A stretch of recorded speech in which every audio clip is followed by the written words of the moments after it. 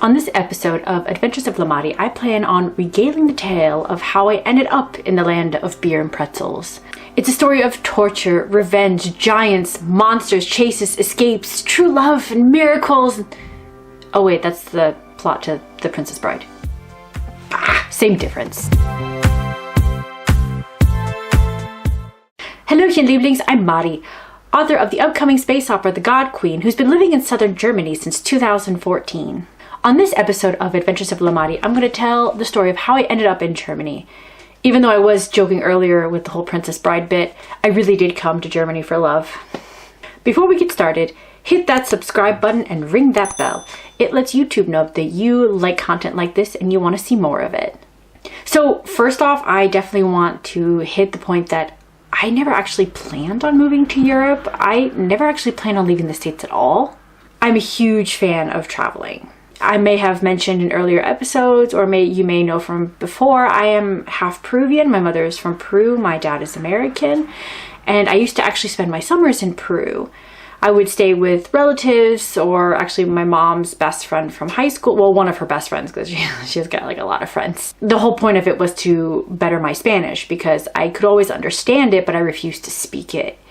It was actually really annoying for my mom, especially the last trip before I started going by myself when I was about 12 or 13. I only spoke English, and I tried to get my mom to speak for me. She got so angry with me. She was like, next year you're going by yourself. And she definitely, she meant it. So anyway, I stayed with her friends and her family. So I got used to learning the fact that my mom has friends pretty much everywhere, including Europe. So my first trip to Europe was in 2000 something.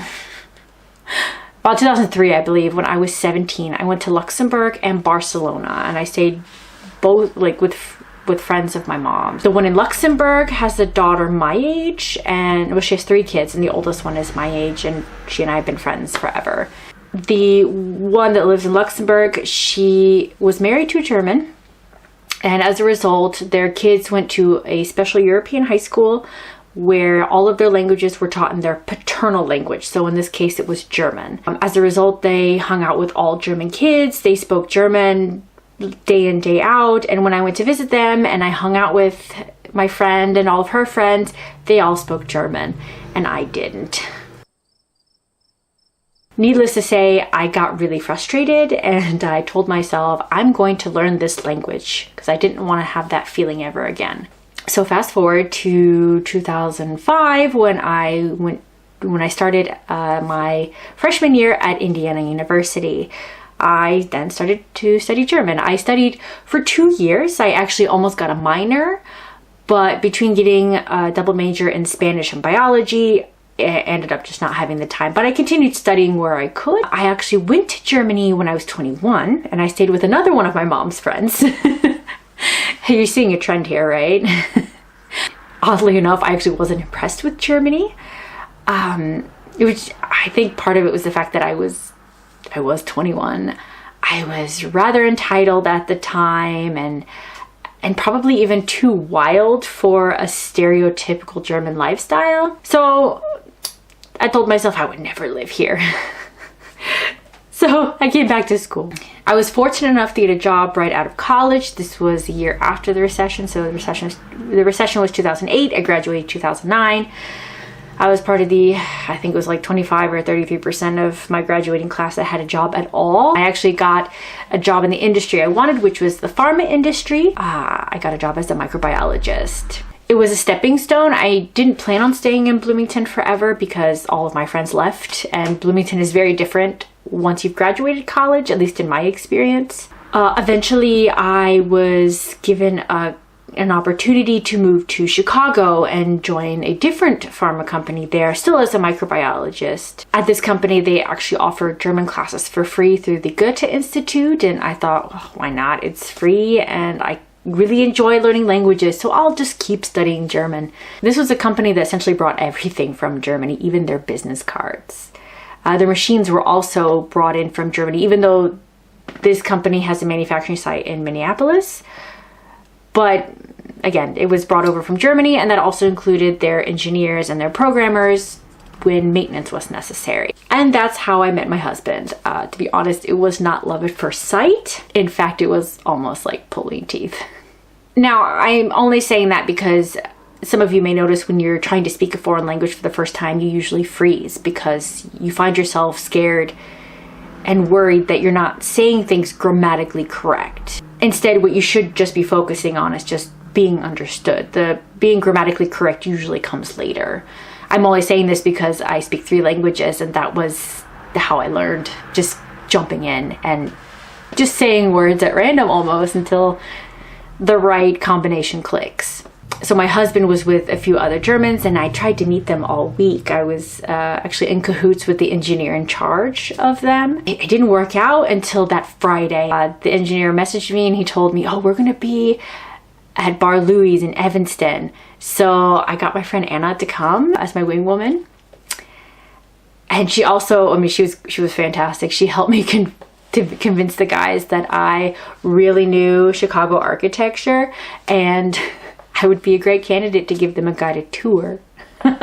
My education on Chicago architecture consisted of the one architecture tour I took like several years prior. I ended up getting my husband's number because he was the only one with WhatsApp. The other one had a Nokia from 2004. I discovered very quickly that my husband was actually more talkative through WhatsApp. So when I said earlier it was like pulling teeth, it was because he was more focused, like I said before, he wanted to be grammatically correct when he spoke. Once he realized that I didn't care, then he was much more talkative, and it actually just made it easier and a lot more fun to communicate with each other. So as I said, he actually prefers writing in English. He's much more comfortable with that. So WhatsApp ended up being our main means of communication even after his job was finished and he went back to Germany. He had a chance to come back to the States and he asked me for recommendations, and I told him, come back to Chicago. Of course, his response was, oh, I've never been to New York, ha ha ha. And I didn't understand what he was doing, and he's like, oh, you know the song Ivan Animas in New York. I was like, what is this? What is this? I didn't get the reference. Also, New York smells. Don't at me, New Yorkers. So he came back to Chicago, and I took a week off from work and we did a mini road trip. We took Route 66 to St. Louis. I took him to Bloomington and Indianapolis, you know, like the gems of the Midwest. After that trip, we decided to try a long distance relationship. A few months later, I got an invite to a wedding in Luxembourg. So the friend that essentially was the reason why I wanted to study German to begin with was getting married. And since my husband's hometown is like 4 hours away, I thought this would be a really fun opportunity to visit him and we can go to this wedding together. So I went to my boss actually because he had mentioned wanting to send me over to our headquarters in Ravensburg. And I said, hey, you know, I want to be in Europe at this point, and if you want to send me, that would be a good time. And that was how I got my job to pay for a 5-week trip to Germany.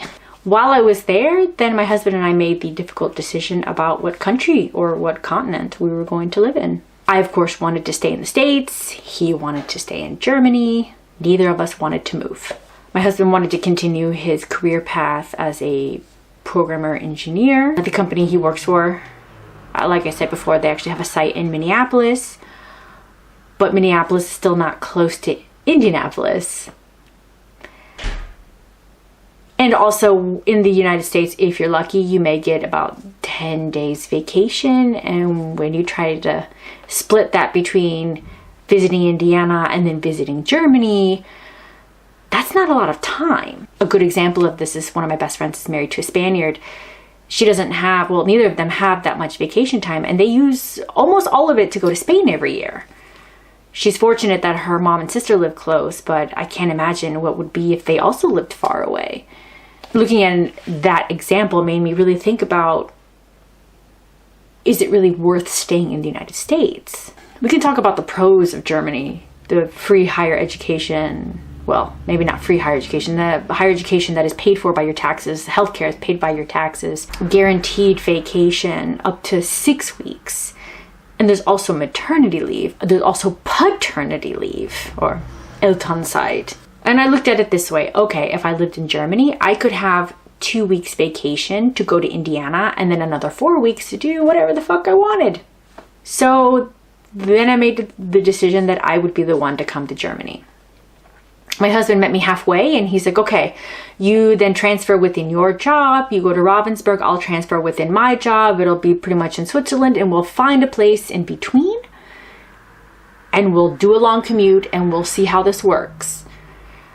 It ended up working out, and it was trying to be a safe choice, because then that way, say if the relationship didn't work out, then neither of us are necessarily left hanging. So again, this decision was made during this 5-week trip to Germany. And so I went to the head of my department in Germany and I told him of my plan. I met a boy, I want to come here. Is this possible? Because it has not happened before. We have plenty of Germans coming from Germany to Chicago, but the other direction has not happened yet. The head of the department said, that sounds awesome. We deal with a lot of English speakers and it would be great to have a native English speaker in our department. I'll let you know when we have a position. I had to wait about 5 months before a position was open, but that's, in the grand scheme of things, that's actually pretty quick. Then I had another 3 months to pack up my life and move myself and my dog to Germany. I will actually tackle what it takes to move your dog across seas in another episode, though my experiences will be limited to moving from the US to Germany, but there are a lot of things that translate across the board. But there you have it. Apparently my move to Germany was written in the stars. Thanks for joining me today. If you're new here, please consider subscribing and give this video a thumbs up. It lets me and YouTube know that you want more content like this. Definitely leave me a comment below about questions or any other topics you'd like to see on this channel. The God Queen will be available on October 22nd in ebook and paperback. I have all the links for everything about it down below. Be sure to connect me on my social media, either Instagram, Twitter, Facebook, or even my blogs. For more writing topics and book reviews, check out mltishner.com. And for more expat and pub content, check out adventuresoflamari.com. Also, check out my newsletter where you will get the most up-to-date information on books, projects, pugs, and giveaways. Just for subscribing, you'll get a free character sheet to use, as well as the first 4 chapters of my debut space opera, The God Queen. Be sure to also check out the Presale Giveaway, where you can sign up to win one of these 3 awesome prizes. That's it for today. Until next time, ade!